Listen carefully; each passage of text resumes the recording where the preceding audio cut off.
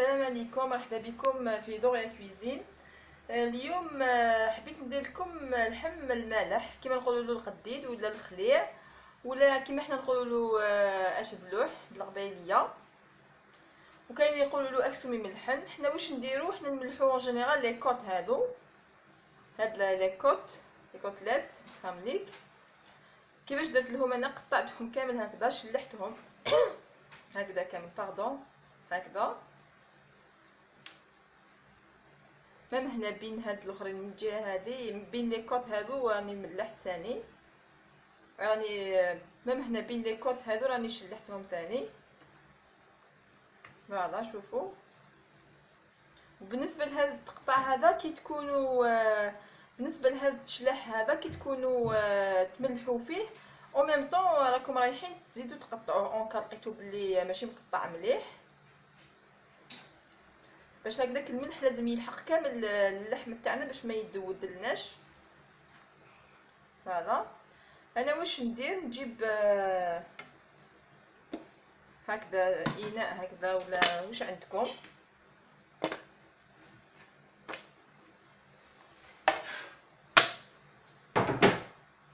نحط فيه شرائح اللحم اللي عندنا. نجيبوا الملح نديرو بكميه معتبره. حنا نملحوه بطريقه بسيطه جدا. كي نديرو الملح هكا ندخلوه كامل في هذا الثقوب هذو اللي درناهم في هذاك التشليح اللي شلحناه، باسكو اللحم تاعنا رايح يطيب بالملح.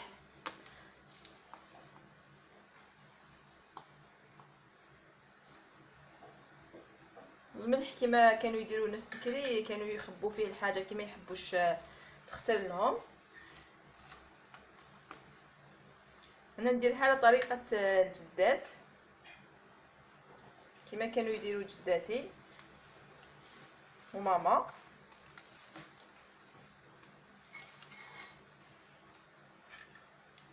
حبيت نحكي لكم حكايه على الملح كتها لنا جداتي الله يرحمها. خطره وحده حبت تكون عندها صاحبتها، ابخي واش قالت لك عجبتها واحد الطفله، قالت دوك نسييها نشوف اسكستون في اللي تحكم السر ولا لا.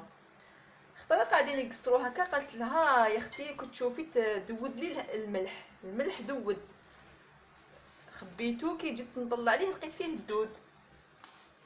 حاشاكم. هذيك الطفله كاسكرافي راحت في الدشره تاعهم، قالت لهم كامل الناس باللي فلانه دود لها الملح.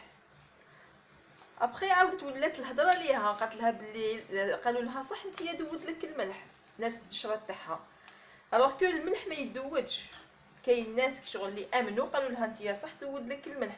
سافو دير هذه عبره بلي كونكوا هذيك الطفله ما تشدش الهضره، سافو دير بياعه، سافو دير هذه حاجه اللي ما كاش منها راهي هضرت عليها. هذه هذه الحكايه على سيره الملح اللي رانا نملحو به اللحم تاعنا. شوفوا كيفاش راني ندخل كامل في الاطراف تاع وين راني مشلحه كامل.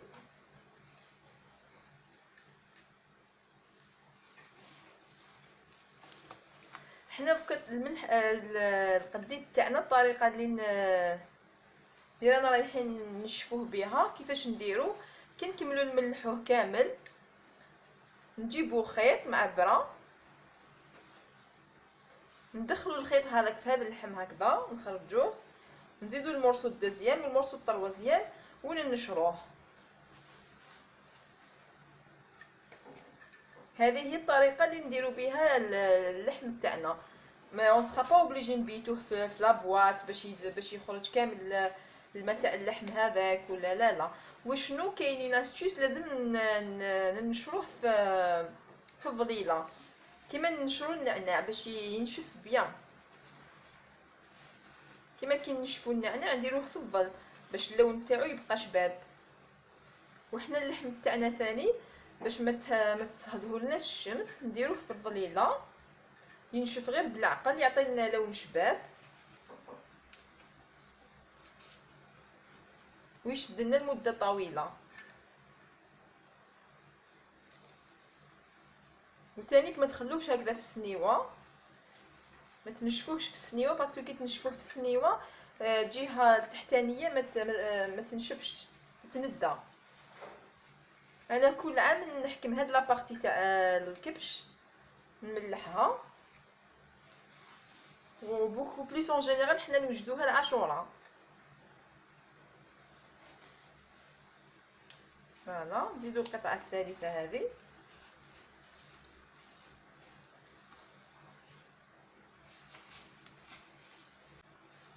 شوفوا كيفاش ندخل بيان في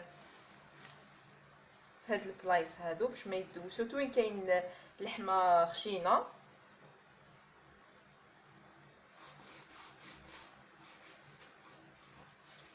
هي طريقه بسيطه.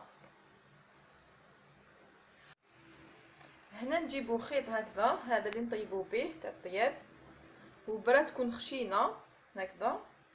واش نديرو؟ نجيبو قطع اللحم تاعنا هكذا، ندخلو فيه البرا هكذا. لازم البرا تكون جديده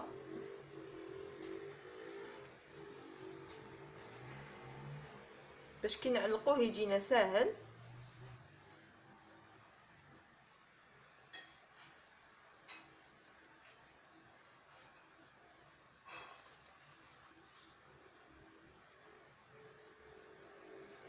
كما قلت لكم هذا الخليع نديرو به عده وجبات.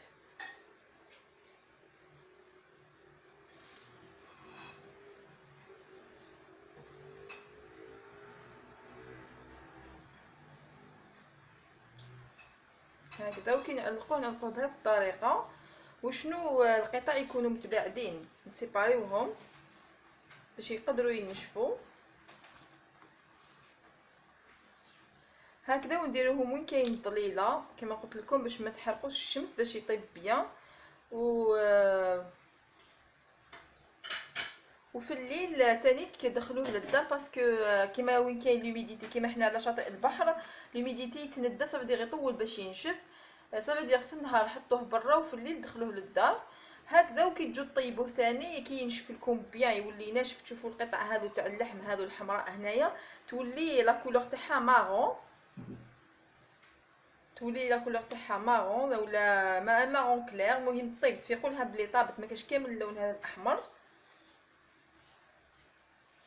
وثاني كي تجو طيبوه شللوه بيان، نحولو كامل هذا الملح باردون باش ما تطيبوهش بالملح هذا. تشللوه بيان، ديروه في الماء سخون يتنحلو كامل الملح هذا وطيبوه به وبصحتكم. هكذا ان شاء الله تعجبكم طريقتي في تقديد اللحم. نتلاقاو في وصفه اخرى ان شاء الله.